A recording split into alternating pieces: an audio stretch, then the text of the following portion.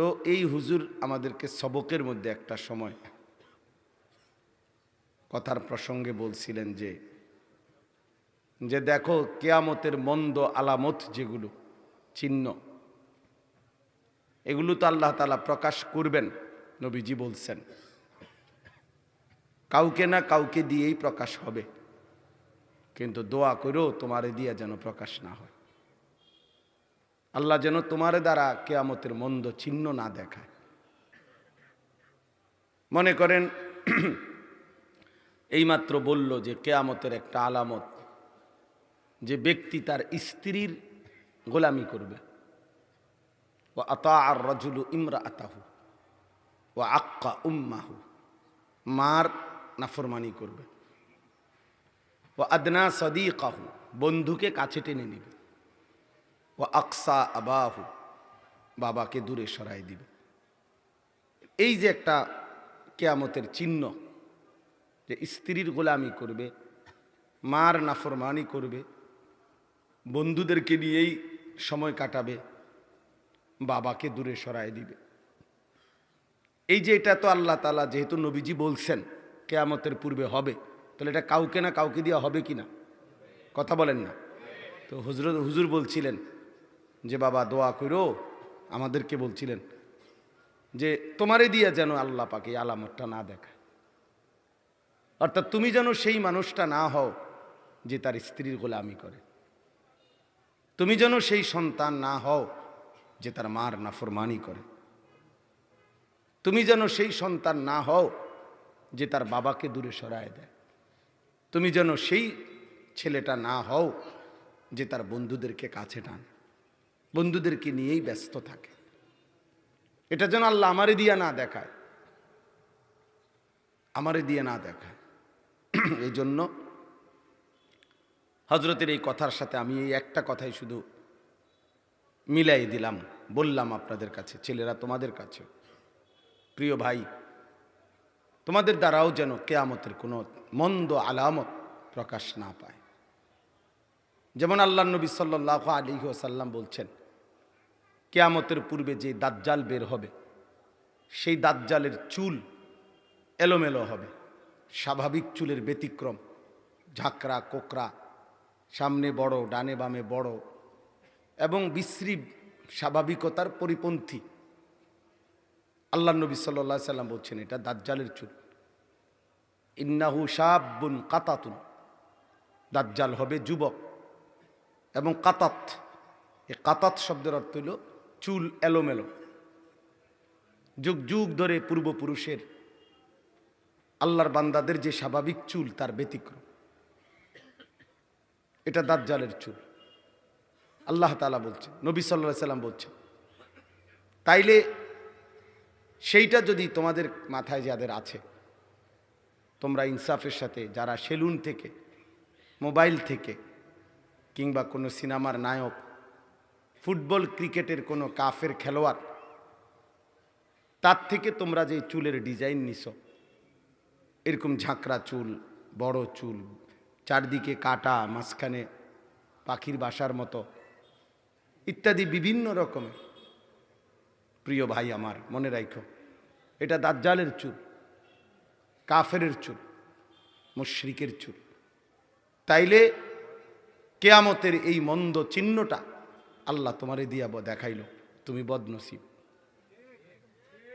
তুমি মনে করো তুমি মন্দ কপাল, খোদার লানতের জন্য আল্লাহ তোমারে বাছাই করল, দাজ্জালের চিহ্ন দেখাইবার জন্য তোমারে মনোনীত করল।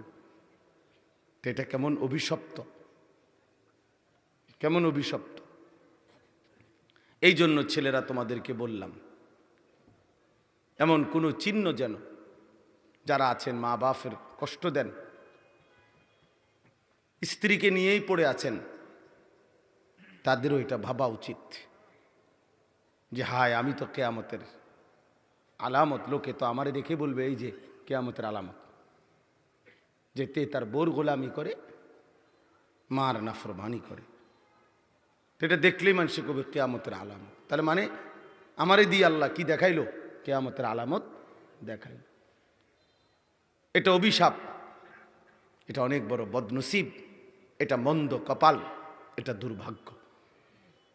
এই জন্য প্রত্যেকেই এটা চেষ্টা করা উচিত যে আমার দ্বারা যেন আল্লাহ তাআলা কিয়ামতের কোনো মন্দ চিহ্ন আমার দ্বারা যেন না দেখায়, আমার দ্বারা যেন আমি যেন সেই দুর্ভাগ্য না ভাগা না হই, আমি যেন সেই পোড়া কপাল না হই যে যাকে দিয়ে আল্লাহ তাআলা কিয়ামতের চিহ্ন দেখায় না। এটা আল্লাহর কাছে দিল থেকে দোয়া করা উচিত। আল্লাহ তাআলা আমাদেরকে তৌফিক দান করেন। নওজোয়ান যাদের হাতে মোবাইল, এই হাতের মোবাইলগুলো নামায় ফেলো।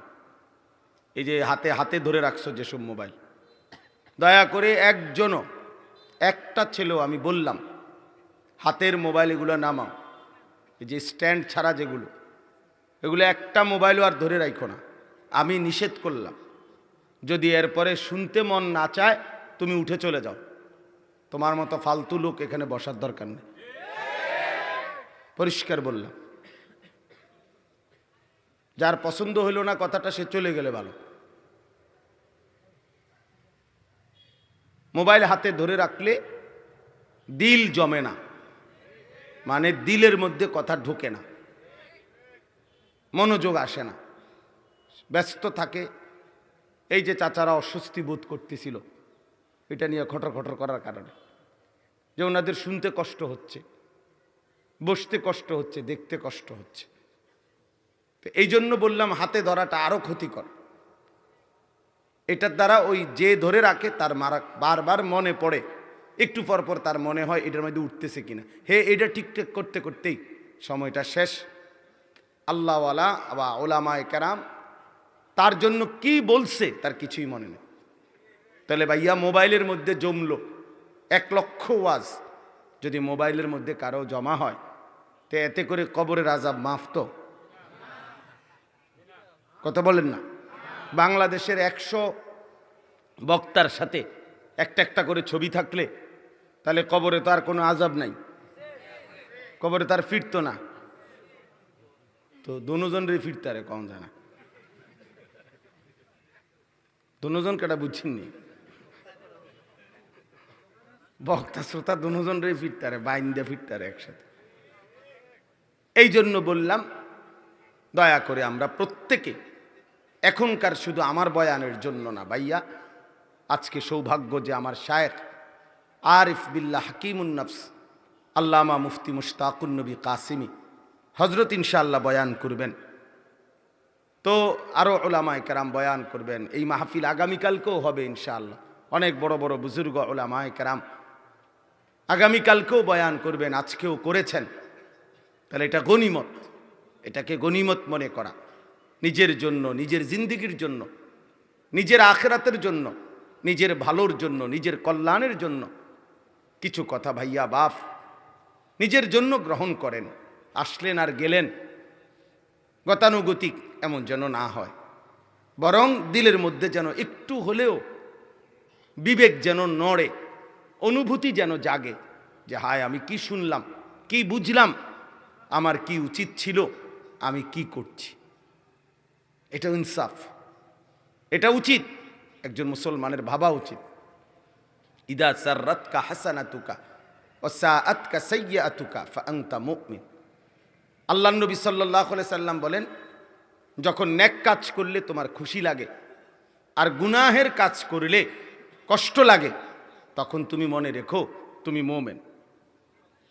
তখনও ঈমান আছে, কিন্তু যেদিন এর চাইতে নিচে নেমে যাইবা তো মনে করবা ঈমান হারায় গেছে। অর্থাৎ দিনের পর দিন, মাসের পর মাস, বছরের পর বছর আল্লাহর নাফরমানি করতেছ, কিন্তু একটুও বিবেকের মধ্যে একটু অনুশোচনা, আফসুস, লজ্জা, শরম কিচ্ছু নাই, বরং এই আল্লাহর নাফরমানির উপরে হাসে, খায়, ঘুমায়, ফুর্তি করে, রং তামাশা করে। এই ব্যক্তির উপরে আল্লাহর লানত, মূলত খোদার লানত পড়ছে তার উপরে। এই জন্য বছরের পর বছরও আল্লাহর নাফরমানি করে কলিজাটার মধ্যে একটু নড়েও না। তোমরা যারা ছেলেরা মনে করো 365 দিনের এক বছরে কোনো দিন ফজরের নামাজ পড়লা না, খোদার একটা বছর কোনো দিন ফজরের নামাজ পড়লা না, প্রিয় সন্তান ভাই আমার বলো, তুমি আল্লাহকে ভুলছো কতদিন? তাহলে একটি বছর কোনোদিন ফজরের নামাজ পড়লা না, কারণটা কি? এমন হলো কেন? মূল কারণ হলো তোমার উপরে আল্লাহর লানত পড়ছে। এই কারণ খোদার লানত পড়ছে তোর উপরে, এই জন্য আল্লাহ তোকে সেজদা ভুলায় দিছে, এই জন্য আল্লাহ তোকে আখেরাত ভুলায় দিছে, এই জন্য আল্লাহ তোকে আখেরাত ভুলায় দিছে। 30 বছর ধরে মিথ্যা বলে, 30 বছর ধরে সুদ খায়, প্রতিদিন ওজনে কম দেয়, প্রতিদিন নাচ গান নাটক সিনেমা নর্তকী ছবি উলঙ্গ দৃশ্য জিনা ব্যভিচারের দৃশ্য প্রতিদিন দেখতেছে, প্রতিদিন আল্লাহর নাফরমানি, বছরের পর বছর বিড়ি সিগারেট খাইতেছে, কথায় কথায় গালিগালাজ করতেছে, প্রতিদিন হারাম উপার্জন করতেছে। একজন মুসলমান এভাবে ধারাবাহিক 30 বছর মিথ্যা বলে কেমনে? 20 বছর মিথ্যা বলে কেমনে মিয়া? 30 বছর সুদ খায় কেমনে? একজন মহিলা 20 বছর কেমনে বেপর্দা থাকে? একটা মুসলমানের ঘরে প্রত্যেক দিন কেমনে নাচ গান নাটক সিনেমা টেলিভিশন চলে? কিভাবে? এইভাবে আল্লাহকে ভুলে গেল কেমনে? আখিরাত ভুলে গেল কেমনে? মূলত আল্লাহর লানত পড়ছে, এই কারণে ভুলে গেছে। খোদার লানত পড়ছে তোমার উপরে, তোমার ফ্যামিলির উপরে আল্লাহর লানত পড়ছে। এই জন্য তোমার ফ্যামিলি ওলারা বাদ চিনছে, সেজদা চিনে নাই। এই জন্য তোমার ঘরওয়ালারা বিল্ডিং চিনছে, কিন্তু মালিক চিনে নাই। মালিক চিনে না, বিল্ডিং চিনছে, বিল্ডিং বুঝছে।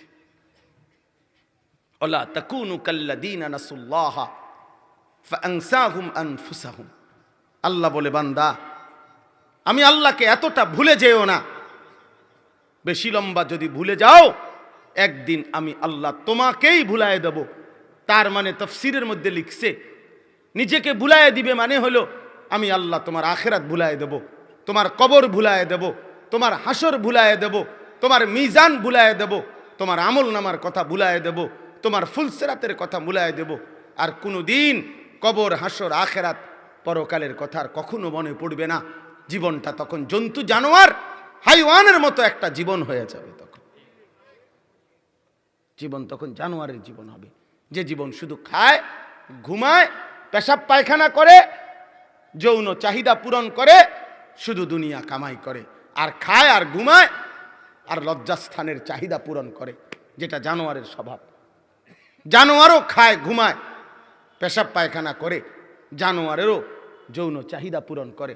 এই জন্য জানোয়ারেরও বাচ্চা হয়, গরু ছাগলেরও তো ছাও আছে, কুত্তা বিলেরও তো ছাও হয়, বেটা বাচ্চা হয় না? বাচ্চা তো তারে তো বোঝা গেল, এগুলোরও তো যৌন চাহিদা পূরণ হয়, নাহলে বাচ্চা হয় কেমনে বলেন? এগুলো তো খায় ঘুমায়, বরঞ্চ দুনিয়া মানুষের চাইতে জন্তু জানোয়ার আরো বেশি ভোগ করে। একটা হাতি একদিনে গবেষকদের কথা হলো 250 কেজি খাবার খায়, 250, 90 লিটার পানি পান করে একটি হাতি একদিনে। এটা প্রাণীবিদ্যা গবেষকদের কথা। একটি তিমি এক লোকমায় 200 জন সামর্থ্যবান মানুষের সমপরিমাণ খাবার খায়, একটা তিমি সাগরের। তাহলে দুনিয়া জানোয়ার, জঙ্গলের বাঘ, সিংহ, ভাল্লুক কোনো বেলা গোশত ছাড়া অন্য কিছু খায়? কথা বলেন না কেন? আপনি প্রত্যেক বেলা গোশত খান মিয়া, তাহলে আপনি দুনিয়া কি ভোগ করলেন? এই জন্য প্রিয় বাপ আমার, বন্ধু আমার, নওজোয়ান সাথী আমার, উলামায়ে কেরামের এই কথাগুলো, এই নসিহতগুলোকে গনিমত মনে করেন, দিলের সাথে বোঝাপড়া করেন। আপনার অন্তরের অবস্থা কি? এই যে বছরের পর বছর বিড়ি খাইতেছেন, কোনোদিনও লজ্জা লাগে না, আপনি কিসের মুসলমান? প্রতিদিন মিথ্যা বলে মুসলমান, কথায় কথায় গালি দেন, কথায় কথায় কাস্টমারকে ঠকান, প্রত্যেক দিন ওজনে কম দেন, সব সময় সুদের লেনদেন করেন। ছেলেটা কোনোদিনও নামাজ পড়ে না, মেয়েটা কোনোদিনও পর্দা করে না, স্ত্রী কোনোদিনও পর্দা করে না। ঘরের এই মানুষগুলো আপনার ঘরে, আপনি বাপ জীবিত, আর আপনার ছেলে কোনোদিন ফজরের নামাজ পড়ে না, মেয়েটা কোনোদিন ফজরের নামাজ পড়ে না। 14 বছরের 16 বছরের মেয়েটা টাইট কাপড় পইরা, 8-7 কাপড় পরা রাস্তা রাস্তায় ঘুরে, আর অসভ্য জানোয়ার বখাটে দুশ্চরিত্র লম্পট ছেলেরা পিছে পিছে হাঁটে, টিটকারি মারে, ইটকারি মারে, বিভিন্ন শীষ মারে, অশ্রাব্য কথা বলে, আর তুই বেটা বইয়ে বইয়ে পয়সা কামাই করো। কি ধরনের বাপ হইলি বেটা তুই? বেটা লানত পড়ছে, এই জন্য এরকম হইছে। বিবেকের উপরে লানত পড়ছে, চোখের উপরে লানত পড়ছে, মাথার উপরে লানত পড়ছে, জেহানের উপরে, বুদ্ধি বিবেকের উপরে আল্লাহর লানত পড়ছে। এই কারণে নাহলে বিবেক থাকলে বুঝতো আমার মেয়ে কেন বেপর্দা, আমি মানুষ, মুসলমান, আমার স্ত্রী বেপর্দা হবে কেন, আমার ছেলে নামাজ পড়বে না কেন, আমার ঘর নাফরমানের ঘর হবে কেন, আমার ছেলে মেয়ে নাতি নাতনি মুসলমান হয়ে আল্লাহর কোরআন পড়তে পারবে না কেন, কোরআন পড়বে না কেন? আমি কিসের মুসলমান হইলাম? বাতের নাম মুসলমান, বিল্ডিং এর নাম মুসলমান, লন্ডনের নাম মুসলমান, ইউরোপের নাম মুসলমান। কি বুঝাইতে চান আপনারা? কি বলতে চান? বাংলাদেশ কিংবা বিদেশ এটাই সফলতা? বিল্ডিং কিংবা দালান এটাই মুসলমানের সফলতা? কথা বলেন না কেন? এটাই সফলতা আমাদের? বিল্ডিং দেখাইছেন নাকি আপনি সফল? বিল্ডিং দেখাইয়া সফল হয়? তো কি দেখান? বিল্ডিং দেখান কিনতেন, সোফা কিনতেন দেখান, ফার্নিচার কি লেগে দেখান, দামি গাড়ি দেখান কেন, জমি দেখান কেন, এগুলো বলেন কেন? সেজদার কথা বলেন, ছেলেটা নামাজ পড়ে কিনা বলেন, মেয়েটা পর্দা করে কিনা বলেন, ছেলের বউ পর্দা করে কিনা বলেন, ছেলে আল্লাহর কোরআন পড়তে পারে কিনা বলেন, আপনি নিজে কোরআন পড়তে পারেন কিনা বলেন, এটার হিসাব দেন। মুসলমান তো আপনি এগুলা না বলবেন, মুসলমান তো আখেরাত বলবে। মুসলমান দুনিয়া তো এমনিই মিলে যায়, দুনিয়া চাইতেও হয় না মিয়া, দুনিয়া লেগে দোয়াও করতে হয় না, কোনো দরকার নাই মিয়া, খাল্লি বাল্লি। কাফের বেঈমান কার কাছে দোয়া করে? হেরা দুনিয়া পায় নাই। কথা বলেন না কেন? যারা নাস্তিক মুরতাদ, যারা ডাইরেক্ট বলে যে আল্লাহ বলতে কিচ্ছু নাই, তারা দুনিয়া ভোগ করে না, তো হে কোত্থেকে পায়? সে পায় কোত্থেকে? তাকে আল্লাহ দেয় কিনা বলেন না কেন? তো দুনিয়া একটা ফালতু জিনিস, এটা আল্লাহ বেঈমানরেও দেয়, মুশরিককেও দেয়, এটা নাস্তিককেও দেয়, যে আল্লাহরে মানে না, যে আল্লাহকে স্বীকারই করেন, আল্লাহ বলতে কিছু আছে। এমন পণ্ডিত, এমন বুদ্ধিজীবী আছে এই বাংলাদেশের জমিনে আছে, পরিষ্কার বলে আমাকে কেউ বানাইছেন, আমি এটা মনে করি না, আমি প্রকৃতির সৃষ্টি। হেতারে প্রকৃতি বানাইছে তার আব্বা, প্রকৃতি, তার সৃষ্টিকর্তা প্রকৃতি। আল্লাহকে স্বীকার করে না, আল্লাহ তাকে খাওয়ায় না, সে বিয়ে করে না, তার বিল্ডিং নাই, তে দুনিয়া ভোগ করে না। তাহলে দয়া করে, মেহেরবানি করে স্ত্রী সন্তানের এবং নিজের জীবনের ইমানের ফিকির করেন, আখেরাতের ফিকির করেন। প্রিয় নওজোয়ান, প্রিয় ছেলেরা, বাবারা, আমার বন্ধুরা, আমার সাথীরা, নিজের ভালো দেখো, আখেরাত দেখো। তুমি মুসলমান, তুমি লাওয়ারিস না, তুমি ফালতু না বাবা, তুমি ফালতু না। তোমার একজন আল্লাহ আছে, তোমার একজন নবী আছে রাসূলুল্লাহ সাল্লাল্লাহু আলাইহি সাল্লাম, তোমার একটা কিতাব আছে কোরআন, তোমার একটা ধর্ম আছে ইসলাম।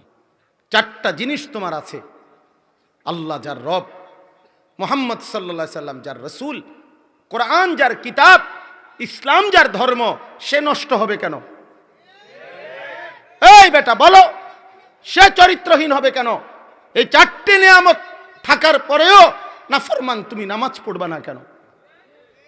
আল্লাহকে সেজদা করবা না কেন? কিসের অভাবে আল্লাহ চিনলা না?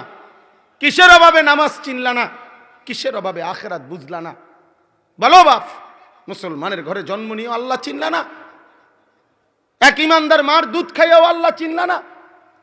চারিদিকের এতগুলো মসজিদ দেখেও আল্লাহ চিনলা না? প্রতিদিন 5 ওয়াক্ত নামাজের আজান শুনেও আল্লাহ চিনলা না? এত মাদ্রাসা দেখেও আল্লাহ চিনলা না? এত হাফেজে কোরআন দেখেও আল্লাহ চিনলা না? এত আল্লাহর কোরআন দেখেও আল্লাহ চিনলা না? বদনসিব বেটা, দুর্ভাগ্য বেটা, মন্দ কপাল বেটা তোর উপরে। আহারে, চলজ্জন্ত মানুষ হয়ে মুসলমানের ঘরে জন্ম নিয়ে এক ওয়াক্ত নামাজ পড়তে মন চায় না। মানুষের বাচ্চা এত নিকৃষ্ট কিভাবে হয় আমি বুঝি না। মুসলমানের সন্তান এত বড় নিকৃষ্ট কিভাবে হতে পারে? কেন হবে? এত বড় হাইওয়ান আমি বুঝি না বাপ। আমি কোনোভাবে হিসাব মিলাইতে পারি না, কোনোভাবে আমি বুঝি না এটা কিভাবে সম্ভব। এটা কিভাবে সম্ভব? যার বাবা মুসলমান, যার মা মুসলমান, যার দাদা মুসলমান, দাদি মুসলমান, যার নানা মুসলমান, নানি মুসলমান, যার চাচা মামা ফুফা খালু মুসলমান, যে আল্লাহকে চিনে, যে রসুলের নাম জানে, যে কোরআন দেখছে, যে ইসলামকে মানে বিশ্বাস করে, সে একটা সেজদাও দিবে না? বলো না ভাইয়া, এটা কিভাবে সম্ভব বলেন? কেমন মোহর মারলে তার কলজাটার ভিতরে, খোদার কেমন লানত পড়লে এভাবে আল্লাহকে ভুলে যায়? ও খাতামা আলা সামঈহি ওয়া কলবি, কোরআন শরীফে আছে বাপ, আল্লাহ বলেন আমি যখন কারো উপরে নারাজ হই তো আমি তারে 3টা শাস্তি দেই। এর মধ্যে একটা হলো আমি তার কানে এবং অন্তরে মোহর মেরে দেই। একটা হলো ওয়াজআলা আলা বাসারিহি গিশাওয়া, তার চোখের সামনে পর্দা ফেলে দেই। আরেকটা হলো আমি তারে আদাল্লাহুল্লাহ, আমি আল্লাহ তাকে গোমরাহ করে দেই, পথভ্রষ্ট করে দেই, হকের রাস্তা থেকে সরায় দেই, জান্নাতের রাস্তা থেকে সরায় দেই, জাহান্নামের দিকে ফেলে দেই। আল্লাহ নারাজ হইলে, আল্লাহ নারাজ হলে ভাই আল্লাহকে হারায় ফেলা, আখিরাত ছুটে যাওয়া, গন্তব্য ভুলে যাওয়া, মঞ্জিল না চিনা, আমি যাচ্ছি কোথায়, যাব কোথায়। ইতিপূর্বে প্রতিদিন যে মানুষগুলো মারা যায়, এরা কই যায় এটা যে বুঝে নাই বন্ধু। এত লাশ, এত জানাজা, এত কবর, এত মানুষের মৃত্যু চোখের সামনে, তোমার কলিজার ভিতরে যদি একটা বার এই কথা ভাবনা না আনে, আহা কই যায় এই মানুষগুলো, কে তাদেরকে নিয়ে যাচ্ছে? মরতে তো কেউ চায় নাই। পৃথিবীর সবচেয়ে দুঃখী লোকটাও মরতে চায় না, পৃথিবীর সবচেয়ে সুখী লোকটাও মরতে চায় না, রাজপ্রাসাদের অট্টালিকার লোকটাও তো মরতে চায় না, কুড়ে ঘরের লোকটাও তো মরতে চায় না। কিন্তু বন্ধু, মৃত্যু তো কাউরেই থামায় না, থাকতে দেয় না। থাকতে দেয় কাউরে? তাইলে একটাবার তো ভাবো ভাইয়া, একটাবার তো ভাবো, ইনসাফ করো, নিজের উপরে দয়া করো বাপ। এত ছেলে তোমরা, আমি তোমাদেরকে বললাম বাবা নিজের ফিকির করো, নিজের ভালো দেখো বাবা, নিজের কল্যাণ দেখো, নিজেরে নষ্ট করে দিও না বাপ। একদিন সত্যি সত্যি তুমি একাই, তুমি একাই। তোমার যেদিন পেট ব্যথা হয় অন্য কারো হয় না, তোমার সাথে, তোমার বন্ধুদের। তোমার যদি পাও ভাঙ্গা যায়, তোমারই পাও ভাঙ্গে, বন্ধুদের পাও ভাঙ্গে না। তোমার যদি মাথা ব্যথা হয়, তোমারই মাথা ব্যথা, অন্য কারো হয় না। তুমি আসলে একাই, আমরা একাই, আমরা একাই। সেই আমি কবরেও একা, সেই আমি হাসরের ময়দানেও একা, সেই আমি আল্লাহর সামনে দাঁড়াইতে হবে একা। আমার আমল নামা আমাকেই নিতে হবে, আমাকেই মিজানের পাল্লার সামনে হিসাবের জন্য যেতে হবে, ওজনের জন্য আমাকে একাই ফুলসেরাত পার হইতে হবে। প্রিয় বন্ধু আমার, এই লম্বা সফর যদি আটকায় যাও দোস্ত আমার, খোদার কসম কোরআন শরীফে আছে, জান্নাতি বান্দা জাহান্নামীদের দিকে তাকিয়ে বলবে আফামা নাহনু বিমাইয়িতিন, এই বন্ধু আর কোনো দিন তোরও মৃত্যু হবে না, আমারও মৃত্যু হবে না, অতএব আমি জান্নাতি, তুমি জাহান্নামী। তাহলে মনে রেখো বন্ধু, আমার সুখ আর কোনো দিন শেষ হবে না, তোমার দুঃখ আর কোনো দিন শেষ হবে না। আমি আর কোনো দিন কাঁদবো না, তুমি আর কোনো দিন হাসবা না।